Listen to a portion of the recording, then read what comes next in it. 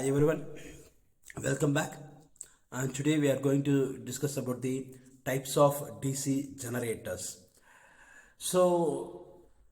Here this is nothing but a types of generator, and for this we have to know what is your characteristics, what is testing, and why we have to go for testing, and what we have to understand from the testing characteristics. Okay, so these are the different types of generators. Normally, and DC machine can be classified into two categories. One is called DC motor and DC generator. Now, the DC generators are broadly classified into two categories. One is called separately excited, another one is self-excited. So in self-excited, again further it is divided into three categories. One is called series DC series generator, and DC shunt generator, and DC compound generator. Again further the compound generator is classified into two categories. One is called a long shunt and another one is short shunt. And this is nothing but in separately excited. In separately excited, the field and armature are separated. The field and armature are in separate condition. So normally, in order to produce the flux in the field winding, we have to do, it is required to supply the current to the field winding. So that current which is required by the field, which is taken from the separate external source or separate power supply, that's why it is named as separately excited. So for the field winding of a generator, we are giving this separate or external power supply. That's why it is called separately excited. So here, so the flux will be produced with the help of separate external source, and with the help of this produced flux, the armature it cuts the fluxes and EMF will be induced, that will be taken into the load. So here the generated voltage in the armature, which is equal to the load voltage plus the armature drop inside the armature.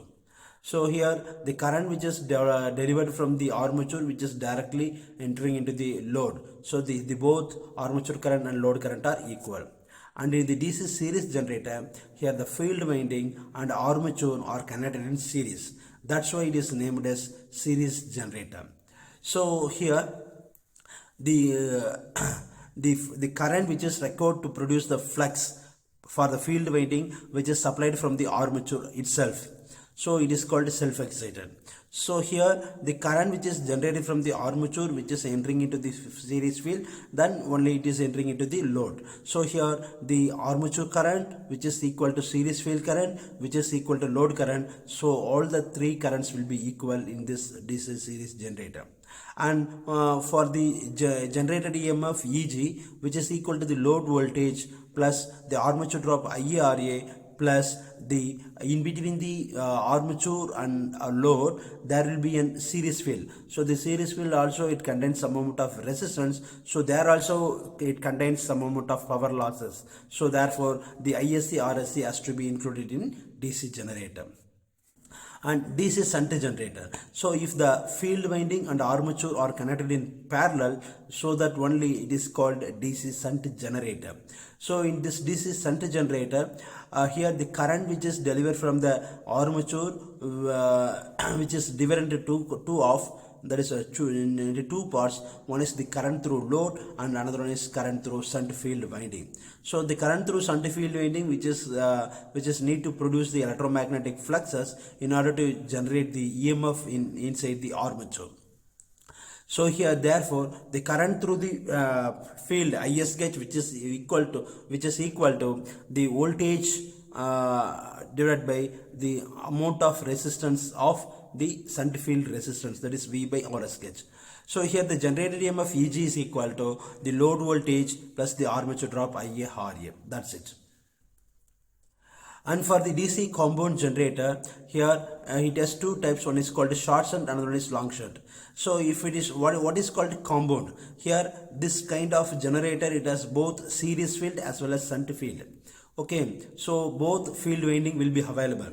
But if you go for short shunt, the shunt field is connected across the armature is called short shunt.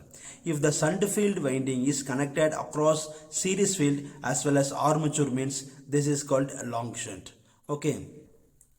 and these are the various losses in the DC generator, and these are the few applications of DC shunt generator, series generator and compound generator. So shunt generator to supply load need constant, where we need the constant voltage, we can use shunt generator, and this is for battery charging applications, and exciter for AC generator, and to supply loads needing constant voltages. And for series generator it acts as a booster, and like that, and the compound generator can be to supply the power to railway circuits, elevator motors, etc. And these are the this is the assessment. Okay, the differential compound generator, if the switch S is closed, then what will happen to the generator EMF of the machine, whether it's zero, can't say anything, remain same, decrease or increase. So put your answer in the comment section, and these are the references. Thank you.